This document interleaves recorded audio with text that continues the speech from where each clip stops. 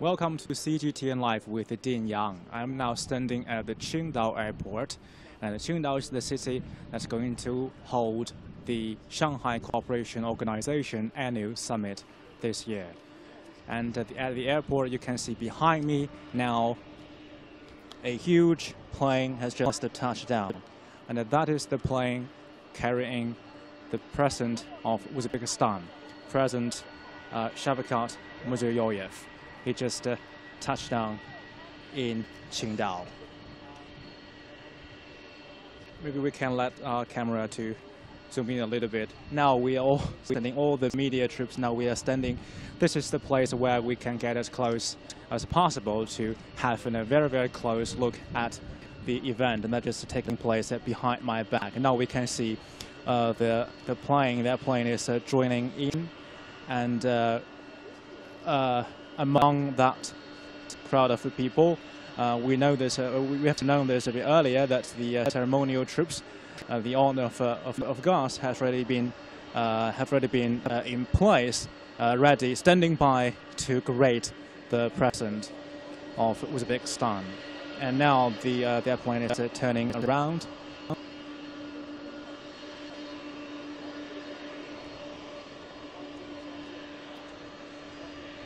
Okay, we're about to see the President walking out of the plane. Now it's joining to a halt.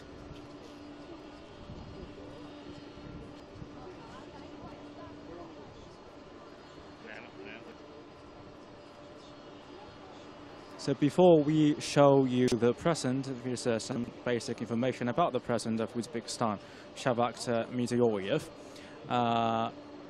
He was born in Qingdao region, Uzbekistan, in July 1957. He graduated from Tashkent Institute of Irrigation and Melioration in 1980. About Mirziyoyev, the 60-year-old was elected as the president of Uzbekistan in December 2016. Known for his open foreign policy, he's paid a number of visits to foreign countries, including China. Was appointed and last year he the country's prime minister and served until December 2016. On September 8, 2016, he was appointed acting president by the Supreme Assembly after the death of a longtime leader Islam Karimov. On December the 5th, 2016, he was elected president, and this is the president's second visit to China after he took the presidential office. Last time was to Beijing, and that was in May 2017. And China and Uzbekistan established diplomatic relations 26 years ago. And now we can see that the door of the plane has already been opened, and the delegation is walking out of the plane, walking down the stairs, and there are vehicles waiting and standing by, and now they're moving the stair closing to the front door of the plane, and you can see the plane is there's a national flag on the tail of the plane, and the plane also actually mimics the same colors of the flag. The stroke of blue on the top of it, and in the middle is white, and the bottom side of the plane is green, and exactly the same colors that you can see on the national flag of Uzbekistan. And the blue stands for the country's people, and the white, it's been said, is about the sky, and the white and the peaceful, and the green stands for, so you might guess it out about this one, it stands for nature. Now we can see this stairs with red carpet covered on it, and that could be the stairs on which the president will walk out on. And like we just said, this is the second time President Mirziyoyev is visiting China, and his stay here will be from today to 10th June. And he will attend the 18th meeting of the SCO Council of Heads of State here in Qingdao. And this information is announced a few days ago by Uzbekistan's foreign ministry. And before his arrival, the president of Uzbekistan has signed a law on ratification of the Convention of the Shanghai Cooperation Organization for countering extremism. The convention was signed on 9 June 2017 at the 19th meeting of the Council of Heads of State of the Shanghai Cooperation Organization. Now, with the camera actually probably sitting before your laptop or your mobile phone, you would be able to see this more clearly than I'm doing, because I'm quite far away from that plane. But with the human eyes, all I can see is now the guard of honors have surrounded the on the ground, waiting on the ground for the president to step out of his plane. So if you're not quite familiar with this country, here's some information to help you to understand some backgrounds. The following info is from World Bank, and it says that in Uzbekistan, the GDP growth was 5.3 percentage point in 2017, led by the declaration in domestic demand.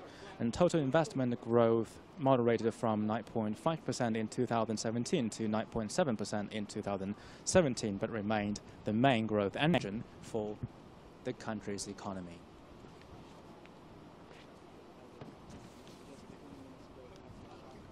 And Uzbekistan has launched a process of market-oriented reforms that have surprised observers. This is the wording by the World Bank. Market-oriented reforms that have surprised observers by the breadth and the speed. In December 2016, the administration of the newly elected President Shavkat Mirziyoyev acknowledged the need to transition to a market-oriented economy underpinned by private sector growth. I mean, that is a narrative I think isn't very strange to Chinese viewers.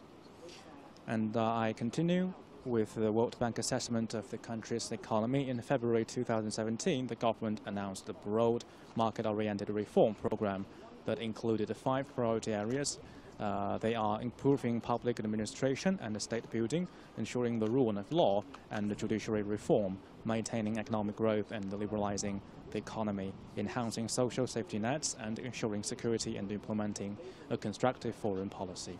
The program also reiterated the authorities' commitment to ensuring macroeconomic stability and improving business climate in the country. And if you're interested, maybe from those zones I just talked about this country's economy, you probably can see there are quite a lot of opportunities for Uzbekistan's cooperation with China in.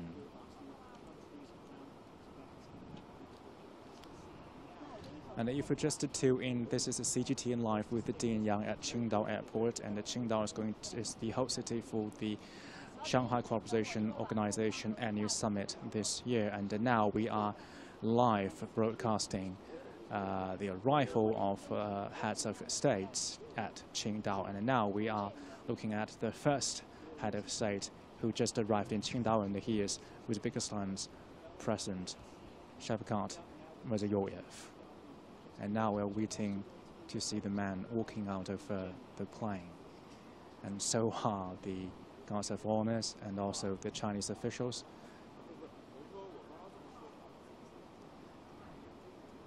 And today the weather is comfortable. It is already summer here, but we don't sense we don't sense a very strong heat wave today, and the temperature has been reasonably these days, and in the following days as well.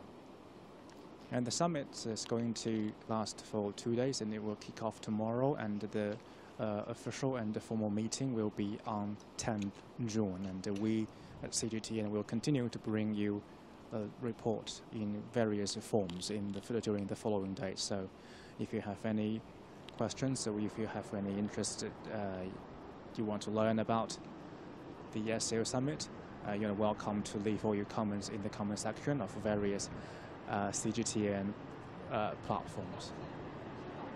And now we can see another plane just arrived. And today we are expecting at least 4 to 5, at least 5 heads of state arriving here in Qingdao, and following Uzbekistan's president, we are also expecting the president of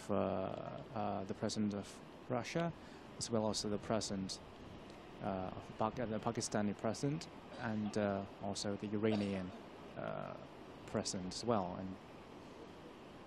And now we are waiting to see the other plane. They're just moving close on the other. And now I'm standing at the tarmac, but actually I'm quite far away from the event that is taking place.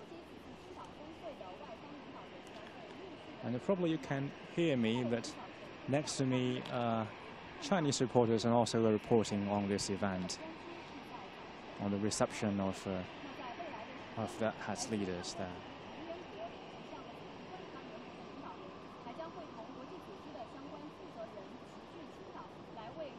So more info about Uzbekistan, and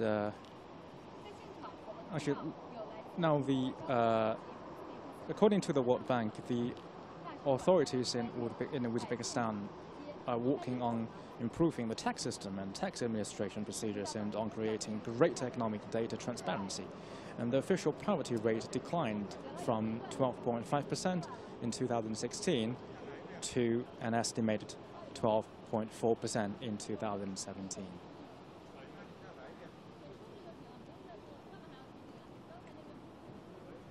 Now we can see that the vehicles are leaving, which means I think the president is leaving the airport to his residency here in Qingdao.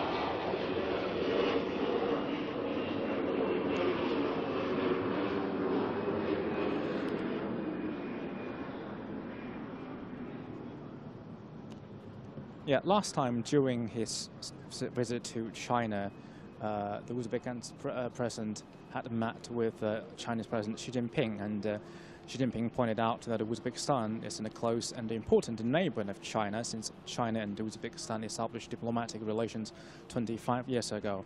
And under the joint efforts of both sides, China-Uzbekistan relations have achieved leapfrog development, and the two sides have established a comprehensive strategic partnership featuring since mutual trust, mutual benefit, and win-win results.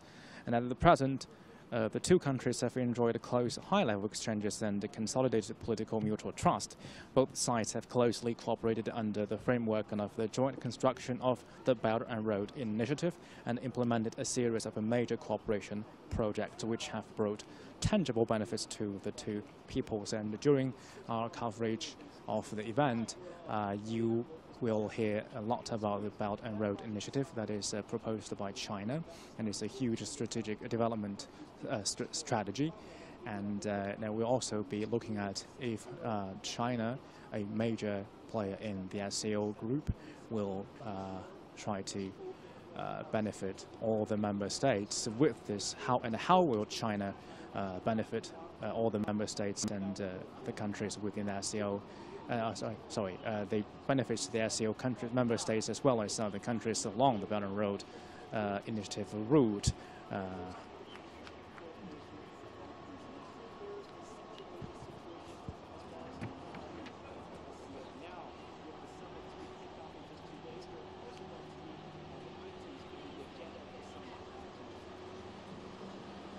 Now we can see the vehicles are leaving, presumably with the delegation sitting in the minibuses, and then they're moving one by one. And in about an hour, we are expecting another head of state to arrive here in Qingdao Airport.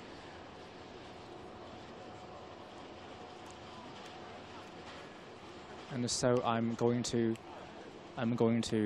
leave you here, but in about an hour, we will come back, and I will still be at the airport, standing at the tarmac, to tell you more about the heads of states arriving in Qingdao to attend the SCO summit. And the next state, the head of state we are expecting is the Pakistan president. And so, if you have any questions you'd like to ask, don't forget leaving your concerns of your interest and your questions on the comment section, and we will bring you all the updates about the SCO in the following coverage by CGTN. And thank you for your time. I will see you soon.